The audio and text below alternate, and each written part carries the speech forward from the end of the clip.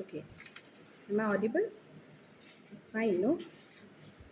So, in the last class, we have discussed about feminism. Okay. And I thought of taking this class so that I could also let you know about how you will prepare for midterm exam and the courses which are being covered. And also, we will continue from last classes where we end regarding women's power and feminism, which I have discussed, right?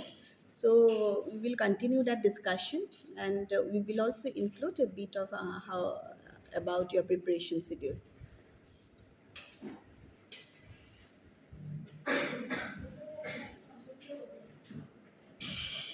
Okay. So, see, we have started with the feminism movement in India, right? In the last class, we have discussed about feminism movement, and again, what happened to those fans? So,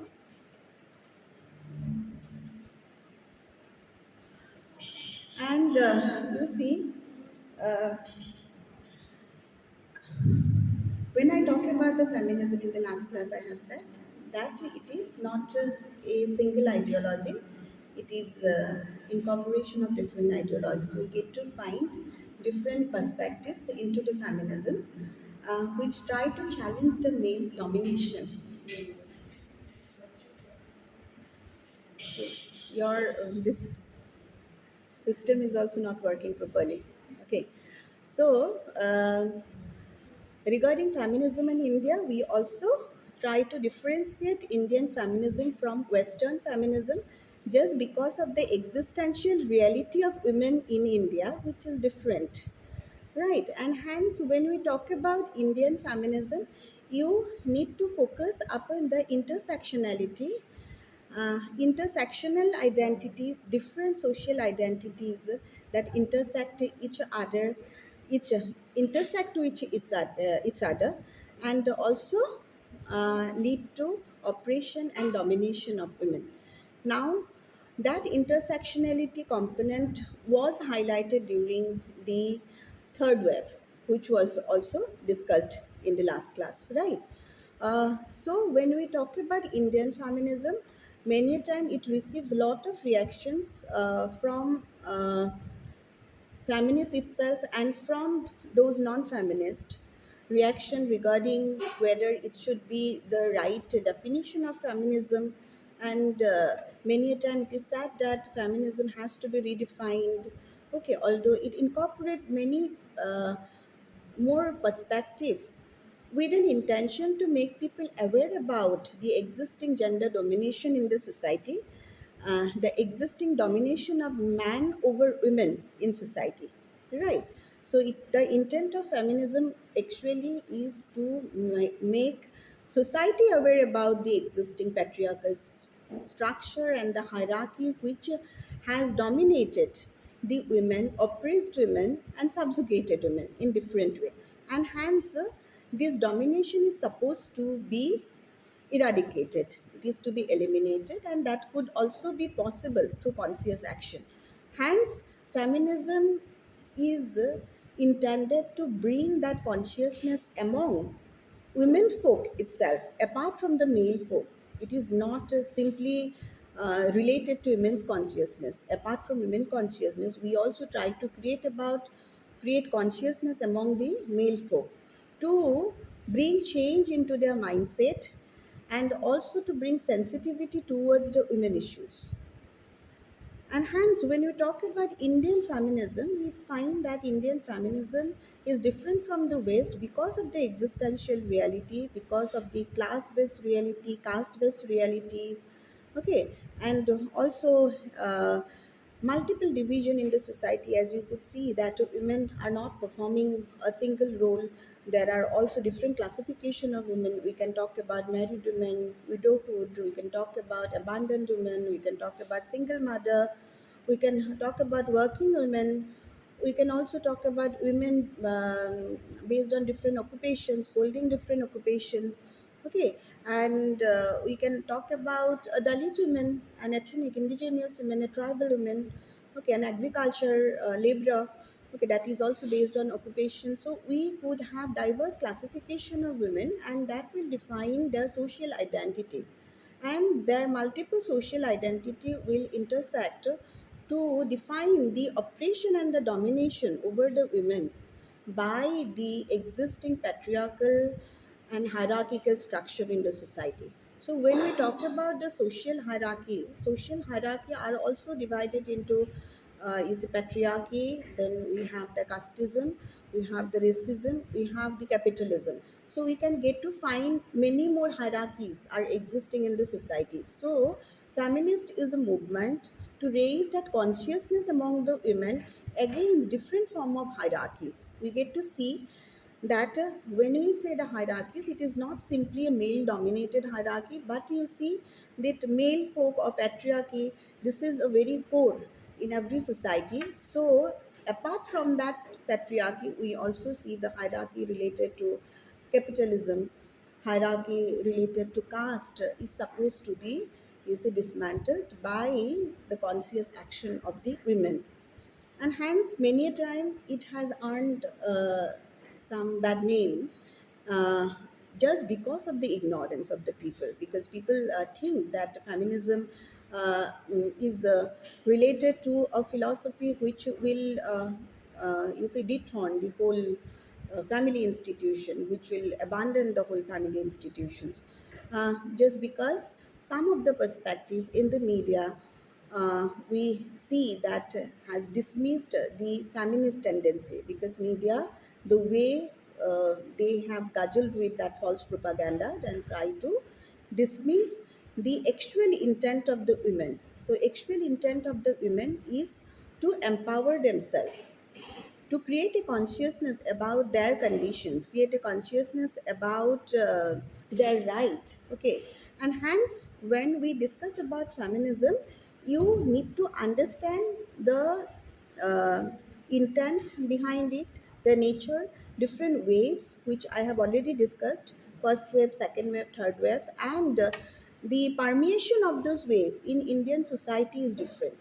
So when we talk about the permeation of wave of feminism across the world, there are different time frame, but more or less those time are similar across the world. But here in India, we get to find that during 80 ancient time, if we look into the literature of Tarabai Chinde, that is a literature titled Stree Purusha Tulana, and that actually challenged the patriarchy and women equality inequality. That was written in 1882. So you see, somehow that movement, the first wave simultaneously started, but we get to find the pre-independence era in India, that reform. I have already highlighted that phase in the last class also. That reform movement, the era of reform movement in India was the beginning of feminism here in India. So when male folk as well as elitist women, but there are not many elitist women, but basically the male folk, educated male folk too, who also took part in the reform to bring change into the condition of the women, plight of the women. Like you talk about the Satida Pratha. First, male folk, Western educated male folk only try to eliminate the evil of the society, right? And the first wave feminism started with that reform movement when male as well as elitist women, through their literature, through their writing, advocated against those social evils and try to reform it, right? So here we get to find those literature, some of the feminist literature also you need to make a mention, which have traced into the movement, reform movement, and different form of movement. When you talk about this feminism movement or feminist movement, or feminism as a movement or emerging movement, then you won't have to simply look into the women movement. So you get to find different intersectionality here in the feminist movement. As such, you get to see environmental movement, you get to see farmers movement, youth movement, pigeon movement, which are also intersecting with feminism movement, along with the movement and struggle for independence movement. So there are also women's writing uh, on nationalism, on social justice. You talk about the Sarojini Naidu's writing, that collection of poem. It is basically on women's role in national movement. It's about Indian culture, glorification of Indian culture, and try to locate women into that Indian culture and nationalism and the justice. Okay, so some of the literature will definitely make sense to understand the origin of feminism in India. One is Tarabai Singh's literature that came in 1882. Then we also have Pandita Ramabai's literature came in 1887, uh, uh, focused on high caste Hindu women. The condition of high caste Hindu women once they become widow, the trauma they have faced in the society, even in the patriarchal system. That is also another, side of feminism. And then we also have Ruqya. If you see that Begum Ruqya Sekhabat Hussein's book Sultana's Dream. That's uh, actually portrayed a utopian story when you get to find a society where women rule and men are confined inside the house. So you see, those were writing that utopian story of Ruqya Begum's, and that Sakhabat, Ruqya Sakhabat Hussein's came in 1905. Okay, so it was not something very new, and simultaneously it happened along with the suffragette movement in the West. We last in the last class we discussed about the suffragette movement of the liberal intent. That was of liberal intent. No radicality is found. And radicality of feminism is found in the third wave when we focus more on that intersectionality, when there are a lot of classifications within the women, and when women did not get that rightful positions, even after their claim for right, even after the movement, they did not get that positions, that power, and they try to relook into the movement, into their trajectories, into their effort. And it was also found just because of that intersectionality. And there are, you see, there are different divisions and different deviances within that movement, because of which women could not get that rightful positions. And that came into being in 1970s. It was started in 1970s, intersectionality we see, and it continues up to 1990s, even 2010. Okay, so we talk about the third wave. It was started. Second wave started in 1960s, right?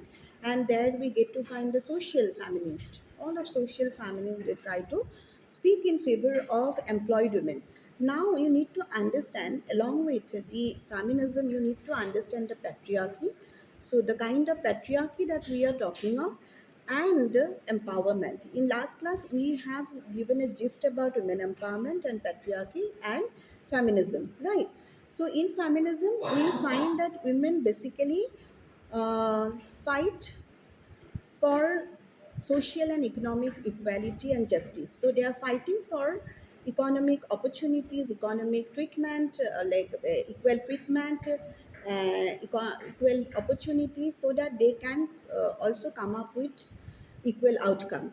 And they are fighting against the patriarchal system. So patriarchy is also one structure which has been subjugating them for long and did not give them that visibility, and hence they have come out to speak against patriarchy. Okay, so critiquing patriarchy, fighting against patriarchy is also one very features. And then we get to see uh, the reform, socio-economic reform, which is also another feature, because they call for reform. When you talk about the reform, they are talking about reform of law. They are talking about reform of representations. So here they talk about different form of representations, diverse representation, which is not happening in women. First, there is a problem of representation in policy making, problem of representation of women uh, in terms of politics. Okay, representation in the sense that they are not that visible, they are not represented properly. Okay, they did not get that space. So when we talk about the power, power is also being understood as a concept of speciality. In the last class we have discussed about power. No, so we need that representation so that we feel empowered. We feel empowered, we want to feel empowered, and hence we need that representation.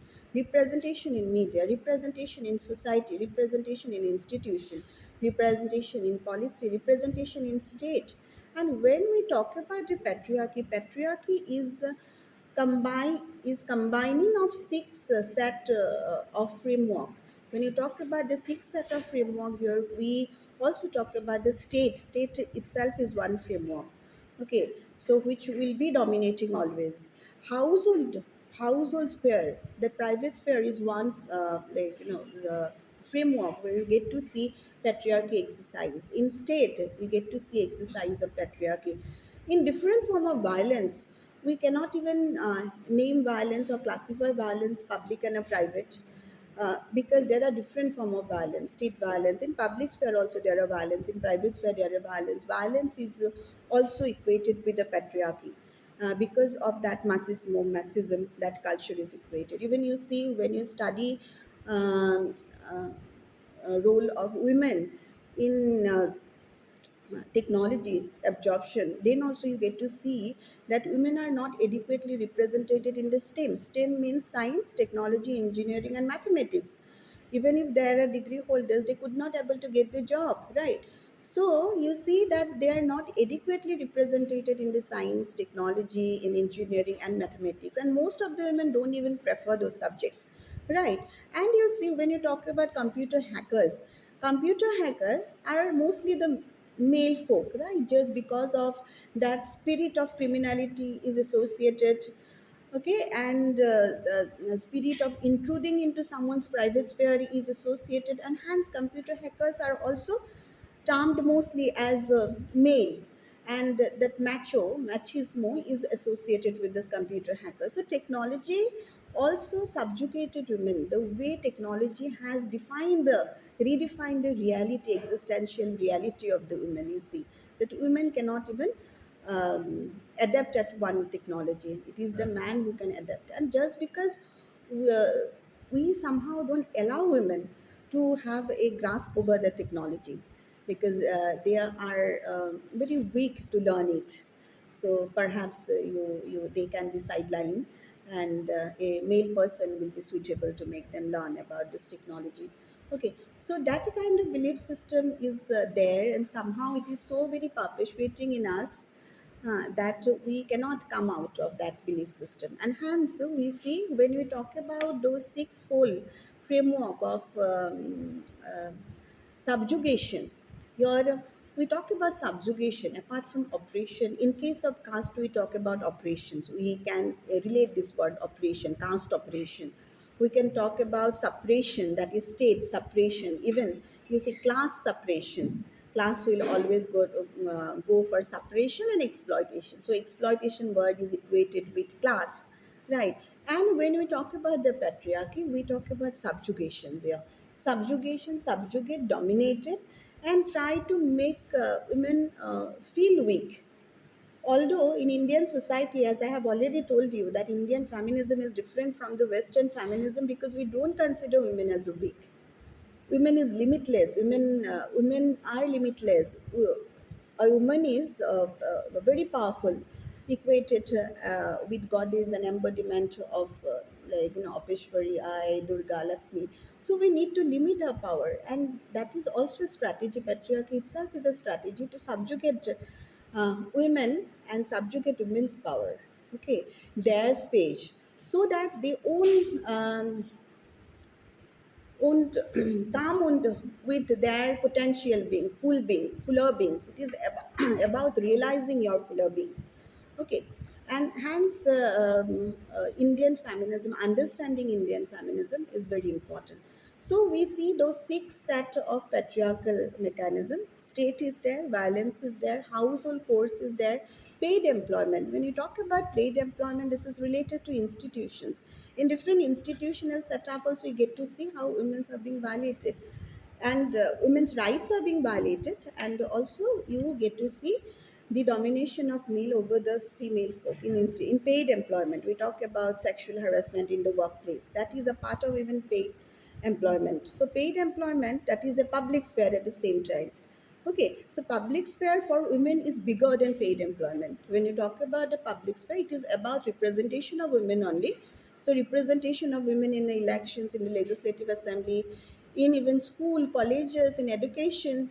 Okay, and women elected members, women's right to vote, women's right to be elected. Okay, so all those covers representation of the women. And when you talk about the violence, so many violence women have been facing: acid attacks, sexual violence, rape, and you talk about violence in domestic, like sphere, domestic violence.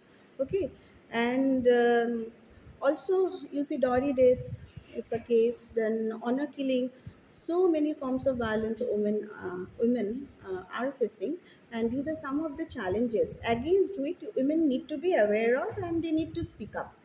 Okay, so and violence is the last resort. At the same time, we also see that when you cannot persuade the women through indoctrinations, through even to your bunny, then last resort is violence. It is also said. Or somehow, in certain families, to when women is found as a meek, they will try to oppress women and resort to violence. So although we can try to see violence in different ways. So many a time when women is meek, they cannot even oppose to violence, oppose against violence, and many a time it is the last resort that we cannot prevent that women that flow, and so you can also resort to violence. So there are also state violence. You see, state violence is basically expressed in terms of community. Okay, so when we talk about the tribal women, now we talk in the last class we talk about Dalit women. So these are this set of patriarchal framework, right? So its framework is equated with patriarchy. State is equated with household fare is equated with patriarchy. Then violence, then paid employment equated with patriarchy. Then how many forced pair, right? Then also. If I have forgotten another two. Okay, there are six sets, so I'll give you some literation so you can read.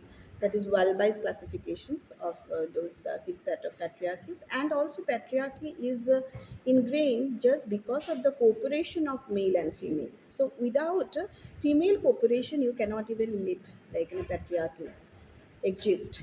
So this is also true. Many a time we get to find that there is a division of roles within the women, and there is also, you see, definition of respectability and the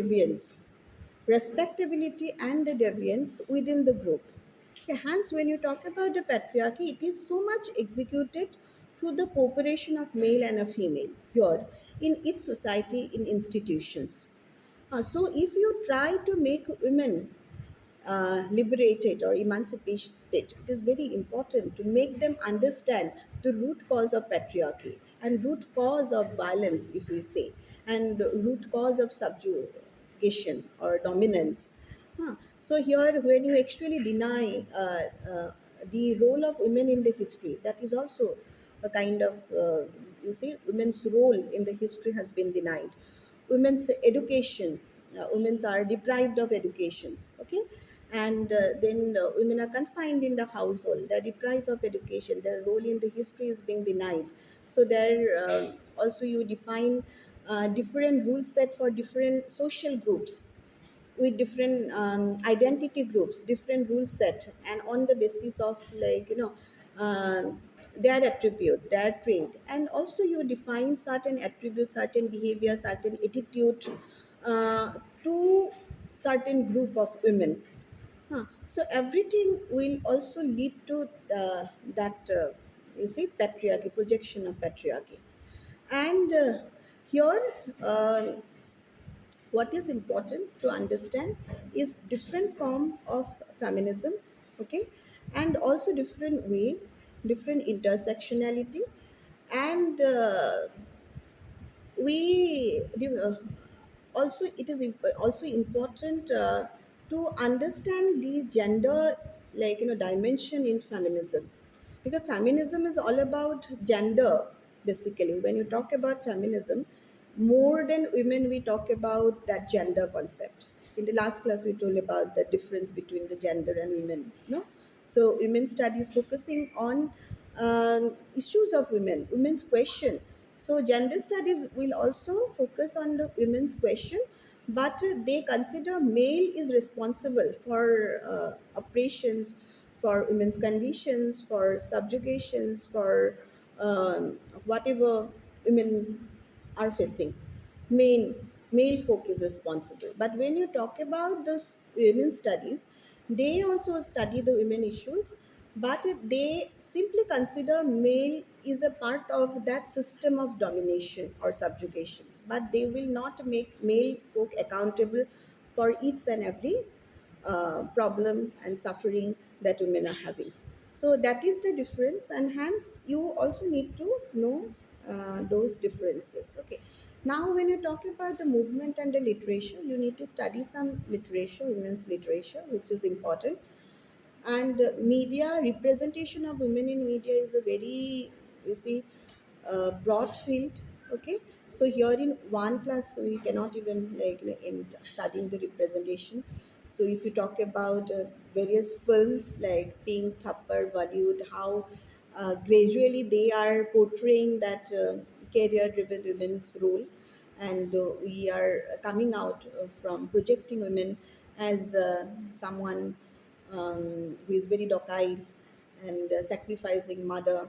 So that's a difference that we have arrived at, and that is possible because of the feminism, because of that consciousness in our consciousness and our awareness. And also, you see, somehow media has also perpetuated the stereotype. If you study serials now, you are doing research. So if you study the soap opera serials and television drama series, then you will get to find. And somehow in certain serials, you also see the elite male advocating the right of a marginalized woman. So every time he or she is not he is speaking in favor of the marginalized, like Janak is a serial where you get to find that Aniruddha is speaking about Janak, speaking in favor of Janak. So and try to empower Janak at the same time. So that is also there. So in now in current scenario, situation has not been changed. So studies are also similar, and perhaps we can focus more on that career-driven women. Okay, we are focusing more on intersectionality, which was not the case earlier. So earlier, that intersectional dimension was not highlighted. So when you even discuss about post-structuralism and postmodernism, then also you focus on different classification of the women and how those different classification define their identities and how those identities intersect. So here we won't consider women as a homogeneous group. In the third wave also, we won't consider women as a homogeneous group. Gradually, you see, women are intersecting with student movement, because you see they are they are the mother. Even many a time they pose themselves as a girl who is being marginalized in that movement. They did not able to get a seat just because there is no reservation, and also just because they are not even highly educated. So that age become a kind of a defining parameter of their identity. Okay. And we also see that here when we talk about women as a heterogeneous group having different competing identities, like being a mother, being even a woman as a working woman, so you have different identities. So here you get to see the heterogeneity of questions. So here we are not talking about problem and issues. When you talk about the problem and the issues, so definitely you will equating it to the gender concept, right? Because the role, expectations, the relationship with the societal actors and expectation from the society, various attribution that we have got from the society in terms of, like, you see, the our trait, our behavior, our role, our thinking way, our thinking pattern. Okay, so that will differentiate us, right? So here, what is important is the different problem, study different problem, and study in such a way that you cannot lead one group um, privilege over the other women group. Okay, so there are multiple women groups with multiple issues and not issues, questions. So when you talk about the questions, that is a question in the sense it's all about our inner consciousness. You're talking about women's question because this is actually a question. When I'm raising about my right, this is related to, like, question. I'm questioning it. It is women's question. So how we are going to deal with how a patriarchal structure, when we are talking about systemic equality, how a patriarchal structure is dealing with that question. I'm not talking here about my issues. That questions, because I know my issues, my problem, and hence I am positing a question. And so we are not talking here about women's issues, we are talking about women's question. So the kind of questions that you have. Question against the structure, hierarchical structure, against capitalism, against racism, against casteism, against patriarchy. Okay, so that you can establish that systemic equality and you can have rightful claim. Huh? And hence it is important. So studying some of the literature is important. Contemporary literature very diverse. Arundhati Roy is God of Small Things. Okay, so you see, and there is also Perumal Murugan's, that one part women, and there is When I Hit You, that is also another book, you see. Uh, they actually, those literature, if you study, will help you to understand the internalized uh, trauma which is suppressed in a patriarchal system. How emotion is being internalized by women because women resisting against domestic violence. They are talking about domestic violence, and there is also a book, that Long Silence book. The book, I forgot the name of the author. The book is titled as Long Silence. So, where we get to that women wrote about that emotional trauma, emotional struggle in a household sphere. They could not even, like, tell anything. Hmm. So office goers are a bit in better position, a bit better position. Although there is also another apparatus that is called sexual harassment at the workplace, but there are laws and the legislations. So aware about laws, legislations are very very important. But women at the household, you see, are most victimized, most oppressed, at least a few sections. We are not talking about elitist women. Some elitist women are also, like, victimized just because they are alone, no one to talk to, and they cannot even mingle with people from middle class and the lower class women.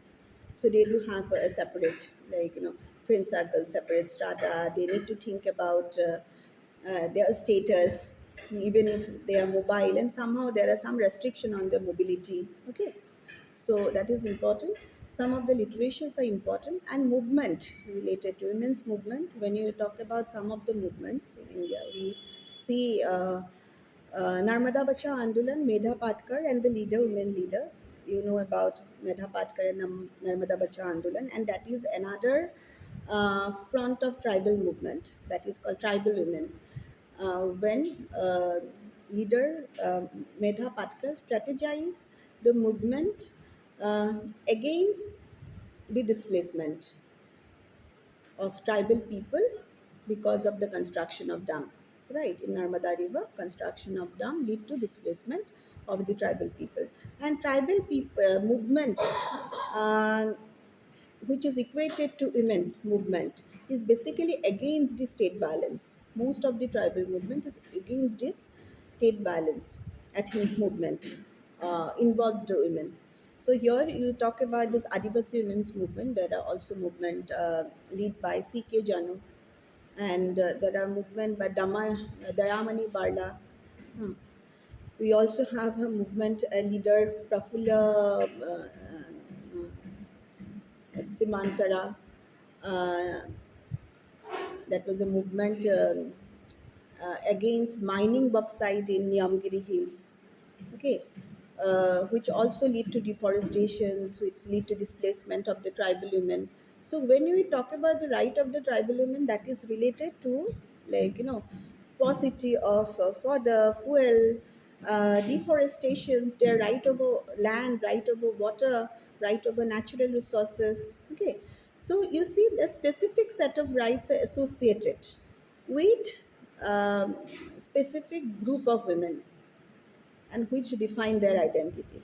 Hence, when we talk about the cultural social right of indigenous women, in last class, in one class, we have discussed about different rights. No, so you can equate with this women. Even in multiculturalism, the right of women is very important. When we talk about uniform civil code, this is a very question of women's right in multiculturalism in a state where there are different cultures. Right. In one class, we have discussed about like self-representation right, then polyethnic right, and self-governments, self-determination right, that right to govern themselves. So, which are also equated to tribal rights, tribal women's right, and ethnic women's right. So, you see some of the overlapping in the understanding of, you see, movement, uh, political movement. Here we are basically talking about political feminism only. Okay, so how political feminism is defined from different from social feminism, that is also an issue, because everywhere we get to find only the political feminism. Hmm. Because it is about the right, about their claim. So feminism itself is a political ideology, intersecting with social and economic that ideas. Okay, so uh, hence we need to understand about different movement. First, you have some understanding about Adivasi movements. Adivasi movement, which is led by C.K. Jana and Amani Barla. They are basically related to that movement, and these are Andolan, whatever Andolan. You have another movement that is spearheaded by Aruna Roy, that was that Krikhak Mukti Sangstha Sangathan in Rajasthan. Okay, so and also that movement, we Navdanya movement by uh, this Bandana Shiva, okay, against the multinational corporations, spoke about organic farming, and also about Indian rural, that not artisan, apart from artisan, the farmers, basically women farmers we're talking about. So that fight for the rights of the, like, women farmers, the women which are engaged in agriculture and organic farming, and spoke against the multinational corporations.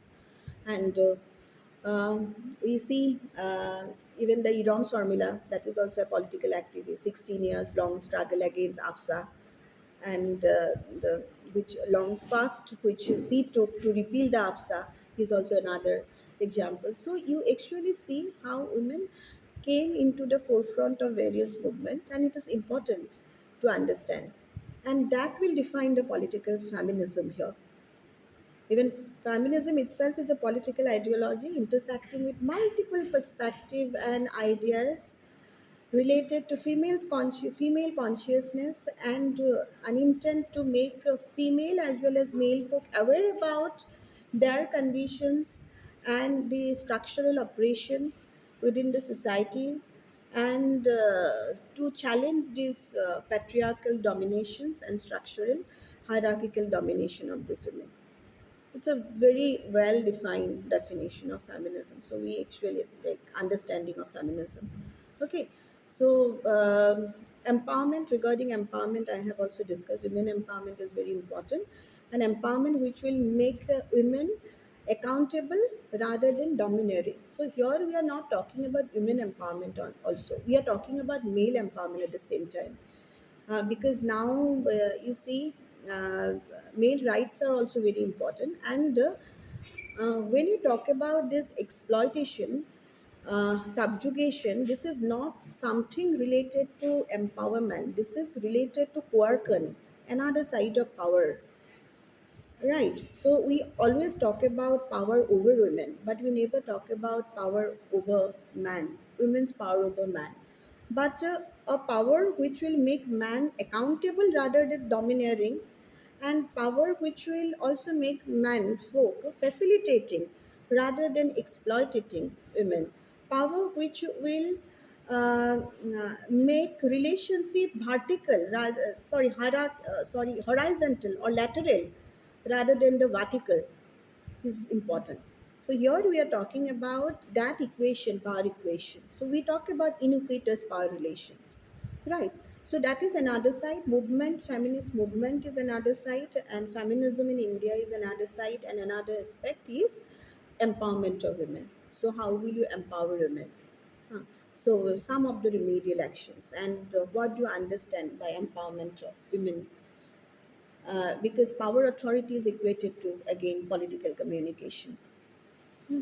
So giving women voice, making them conscious of their self, making them conscious of the rights. We're talking about movement related to like legal rights. So here in Assam, Assamese feminism, when you talk about feminist movement in Assam, it was also started with Mahila Samiti, definitely some Mahila Samitis, Trans, Nidhis, huh, and intersecting with women's role in national movement. Those Assamese women are participating in national movement to have a claim in their participation in political affairs, right?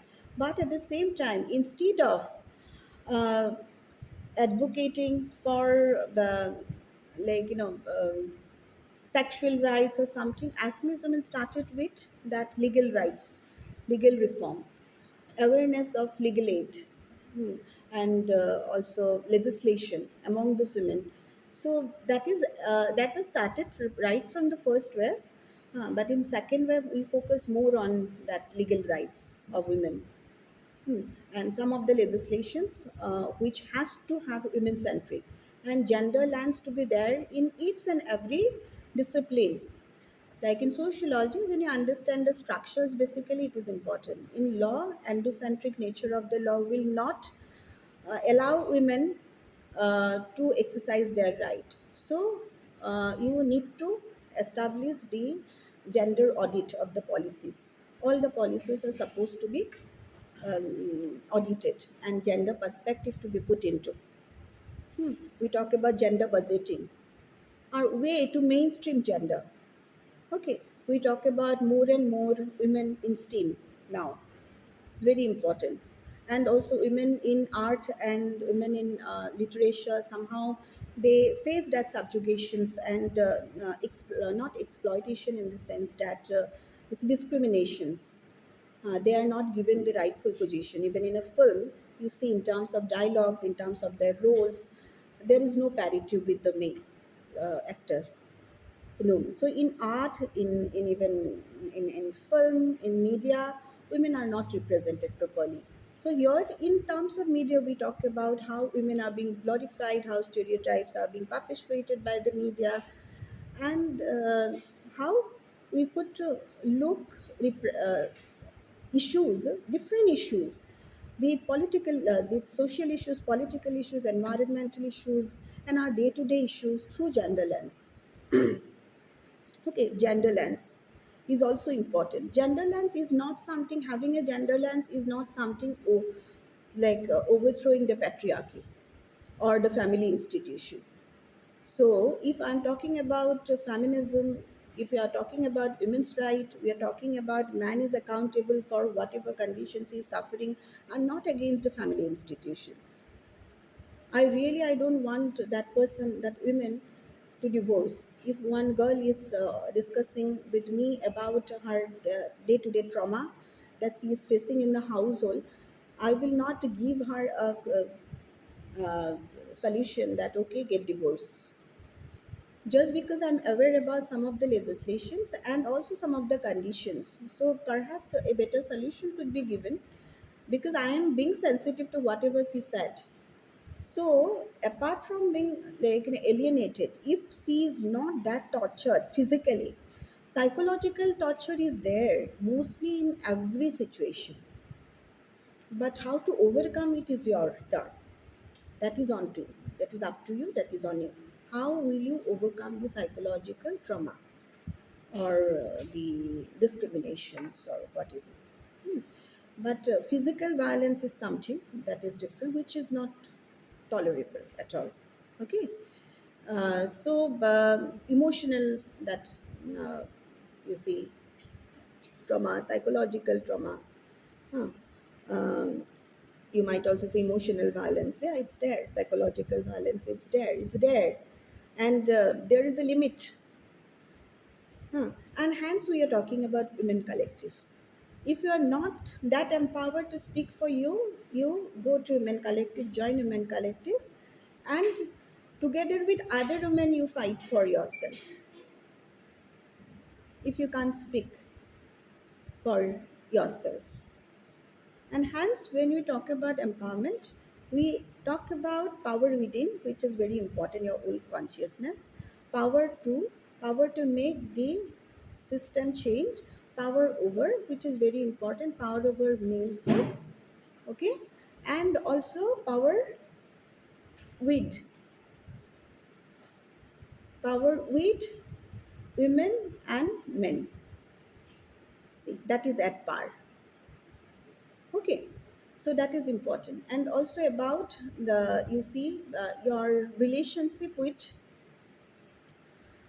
near and dear one, how you exercise your power, your spatial relationship. Spatial. When you talk about spatial relationship, that your day-to-day interaction, the practices, the role you perform in the space, in one space, your attitude, your articulation, your values, your belief system, which is defined by you, defined by your family, defined by a male folk, defined by a person who has defined it.